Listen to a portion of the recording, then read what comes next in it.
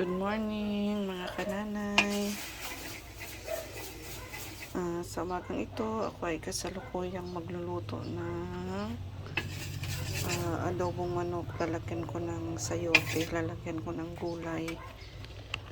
Today is Sunday. Unahin natin si Lord. Kami ay magsisimba. Sabi nga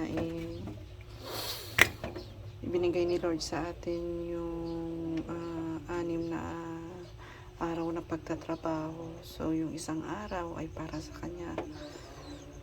Magmula Lunes hanggang Sabado, binigyan tayo ng Panginoon ng pagkakataon na magtrabaho, maghanap buhay. Pero yung sabi ng Panginoon, yung isang araw lang hinihingi niya para ibigay natin sa Kanya. So, sa umagang ito, ako ay magluluto muna kasi every Sunday, nagdadala po kami ng aming pagkain sa church. And then, after namin ng Sunday service mamaya sa Pandi,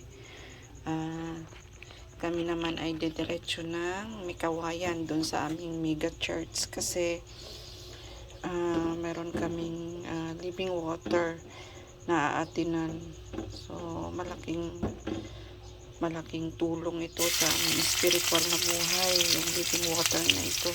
It's about healing, parang healing process siya sa mga pinagdadaanan mo sa buhay. So, malaking bagay talaga siya. So, kasama ko yung aking mga anak, pati si Amara, yung aking apo. So, bali 4 kami pupunta ng Mikawayan. Matatapos ito sa March, aabutin pa ng mga March katapusan or first week ng April, parang ganon. So, every Sunday siya, kaya pagkatapos ng Sunday service namin sa Pandi, kami ay dumidiretso sa Mikawayan. Unahin natin si Lord. Sabi nga kung ang ospital ay para sa mga may sakit pisikal, yung simbahan naman ay ospital ng mga may sakit sa spiritual. So, wag mo natin kalimutan lagi na maglaan kahit isang araw lang, sa loob ng isang linggo, kahit isang araw lang sa Panginoon, kasi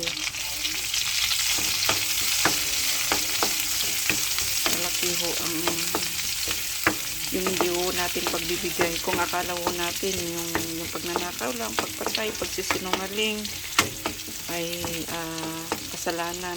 Yes, oo, kasalanan siya, pero isa din sa mga kasalanan natin at malaking pananagutan sa Panginoon ay yung hindi natin siya nilalaanan ng oras.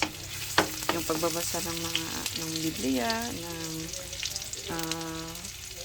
yung hindi natin pagpipray, yung hindi natin pagsisimba, sa totoo lang, pag hindi natin ibibigay yun sa Panginoon, isa din yung kasalanan. So, akala kasi natin ang kasalanan lang ay yung mga pagnanakaw, pagsisinungaling, mga ganyan. Hindi pala. Pati pala pag hindi natin pagpipray at hindi natin pagbibigay ng oras sa Panginoon ay kasalanan din. Kaya ito po ngayon, nagigisa muna ako ng manok. Lalagyan ko po kasi siya ng gulay. Ulam na lang po yung dinadala namin sa church. Tapos yung sinanay Pilar na lang po ang nagsasaing doon sa church para mamaya pagka kumain kami, mainit pa yung kanin. So, ganito muna, gisa-gisa. Yan. Tulog pa yung mga bata, maya gigisingin ko na. Magkakape na lang kami para mamaya pagkatapos nila magkape, maligo, tapos aalis na. Kami ay magkukumute kami ni Amara. Tapos si Dian, si Isay, tsaka si Maika, magmumotor sila. So, mauna kami nga aalis ni Baby kasi maglalakad pa ako papuntang labasan. Tapos, pagdating sa labasan, mag-aabang pa ako ng jeep. So, medyo matagal minsan mag-abang ng jeep doon. Malayo po yung church namin sa Pandi. Kasi doon yung namin, doon kami dinala ni Lord.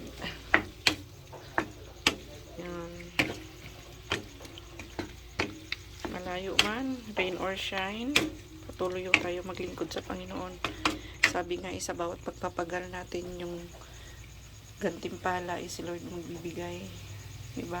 So yun lang, every morning na tayo ay malakas, diba? Tayo ay gising, tayo ay masigla, isa na talagang malaking blessing sa Panginoon. Kaya sa bawat araw, huwag tayo makalimot na magpasalamat sa Panginoon. Yun, to God be all the glory talaga sa lahat ng pagpapala niya. Hindi lamang sa material na bagay tayo nagpapasalamat sa Panginoon, kundi maging sa libreng hininga, di ba? Sabi nga sa ospital, ang hininga may bayad. Pero yung binigyan tayo ng Panginoon ng libreng hininga, ng walang aberya, di ba? Napakalaking blessing na. Kaya huwag po tayong makalimot lagi na magpasalamat sa Panginoon. So, ganito muna siya. Ganito muna yung gagawin ko. At pansamantala, ako muna ay magpapakulo ng tubig. Iiwanan muna natin ito. Ito ay tatakpan ko muna. So, bye-bye. Ito lang muna. God bless you and happy Sunday.